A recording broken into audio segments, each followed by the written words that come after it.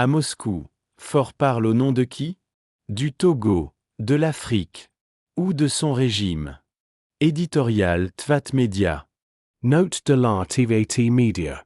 La troisième voie alternative pour le peuple togolais, TVAT, ne se limite pas à commenter la gouvernance du régime en place. Notre rôle n'est pas d'ajouter une voix de plus au concert des indignations, mais de préparer, avec le peuple, une transition républicaine crédible, souveraine et responsable. C'est à ce titre, en tant que force de proposition et d'alternative, que nous analysons le voyage de Faure Gnassingbé à Moscou. Notre lecture n'est pas celle d'observateurs extérieurs. Elle s'inscrit dans un projet concret de refondation politique, de souveraineté diplomatique et de réorientation des partenariats internationaux au service du peuple togolais. Par TVAT Media, troisième voie alternative pour le peuple togolais. Le récit officiel est bien huilé. Selon la présidence du Conseil du Togo, Faure Gnassingbé se rend à Moscou pour défendre la sécurité du Sahel, négocier des engrais pour l'Afrique de l'Ouest, construire une diplomatie non alignée, au service de la survie collective du continent. L'homme ne serait plus seulement le dirigeant contesté d'un petit pays d'Afrique de l'Ouest, mais le messager discret d'un mandat africain, porteur de la voix de plusieurs chefs d'État. La question que tout Togolais a le droit de poser est simple, directe, incontournable. Au nom de qui parle-t-il vraiment? Un récit flatteur, une réalité plus dérangeante. L'article qui présente ce voyage comme une mission stratégique dessine une image quasi idéale. Un facilitateur africain qui consulte d'Abu Dhabi à Rome, de Dakar à Lagos. Un médiateur capable de parler à toutes les puissances sans se laisser enfermer dans les blocs. Un homme qui cherche des solutions pour la sécurité du Sahel, le golfe de Guinée, l'accès aux engrais, la protection des populations. Sur le papier, difficile d'être contre. Oui, la menace terroriste est réelle. Oui, le Sahel est un front critique pour la sécurité de l'Afrique et du monde. Oui, les engrais, les intrants agricoles, la souveraineté alimentaire sont des enjeux vitaux. Mais derrière ce décor géopolitique très soigné, il manque l'essentiel, le peuple togolais. Car si l'on suit ce récit, Faure Gnassingbé parle au nom de tout le monde du Sahel, de l'Afrique, des chefs d'État voisins, sauf de ceux qui n'ont jamais eu la possibilité de le choisir librement, les citoyens du Togo. 2. Le mandat africain, sans mandat populaire. L'article affirme que le président du Conseil agit avec un mandat informel de plusieurs chefs d'État africains. Très bien. Mais qui a donné, un jour, un mandat clair, libre, transparent à ce régime pour engager le Togo dans des accords de défense, des coopérations militaires, des partenariats stratégiques qui engagent notre avenir collectif? On nous parle de confiance personnelle entre dirigeants, de diplomatie, sans tambour ni trompette, de neutralité apparente. On ne nous parle jamais de consultation du peuple, de débats parlementaires dignes de ce nom, de transparence des accords signés en notre nom. Ce qui se joue à Moscou, ce ne sont pas des conversations abstraites entre États. Ce sont des choix de sécurité, d'alliance, d'engagements économiques qui peuvent, demain, peser sur la transition que le peuple réclame, sur la souveraineté politique et économique que la troisième voie alternative pour le peuple togolais porte.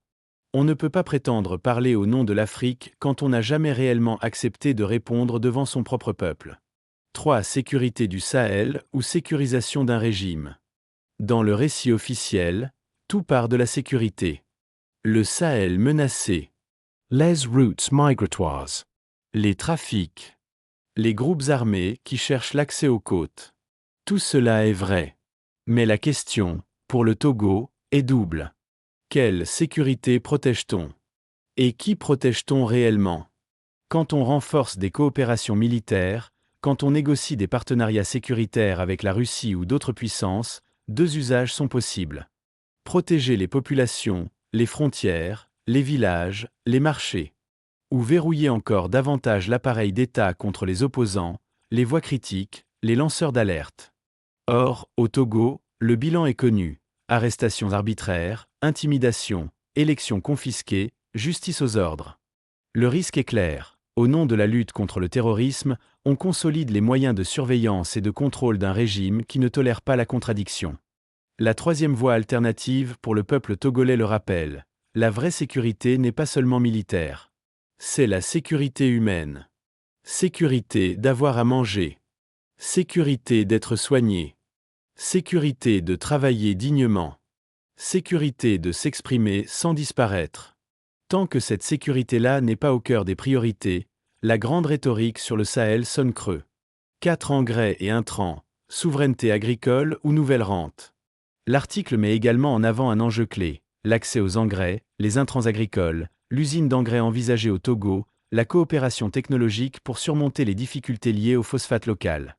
Ici encore, le diagnostic est juste. Sans intrants accessibles, l'agriculture familiale s'effondre. Sans soutien technologique, la valeur ajoutée reste à l'extérieur.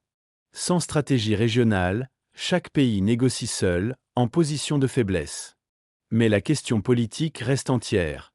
Qui profitera réellement de ces accords? Les paysans? Les coopératives? Les jeunes agriculteurs? Ou bien quelques structures proches du pouvoir, contrôlant l'importation, la distribution, les contrats?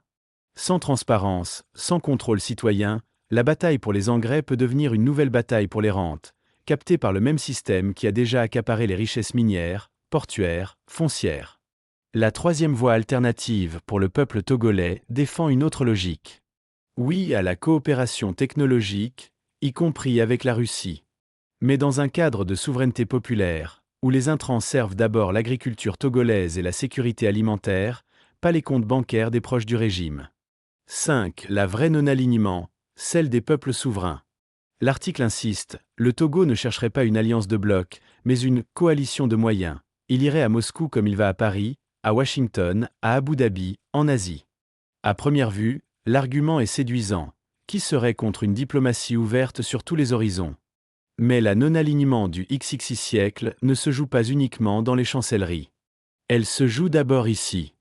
Dans la capacité d'un peuple à écrire sa propre constitution. Dans l'indépendance de la justice. Dans des élections transparentes.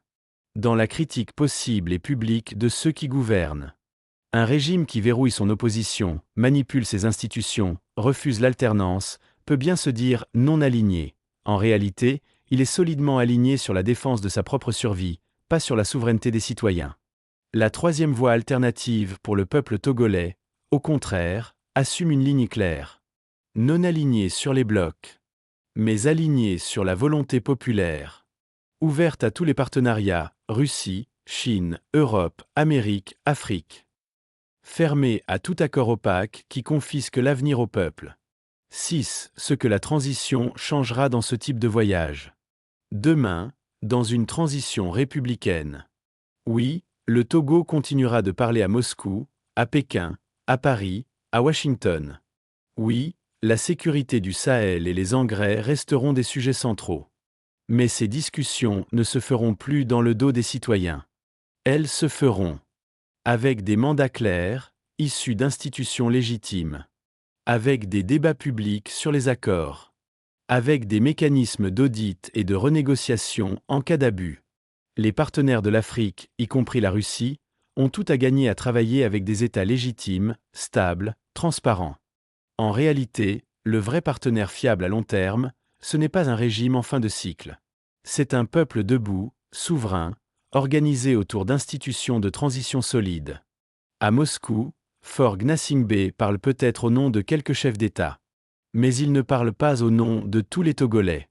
Et tant que cette fracture-là n'est pas résolue, chaque voyage diplomatique restera marqué par cette question fondamentale. Qui parle au nom du Togo, un système, ou un peuple en marche vers sa transition républicaine? TVAT Média choisit son camp, celui du peuple.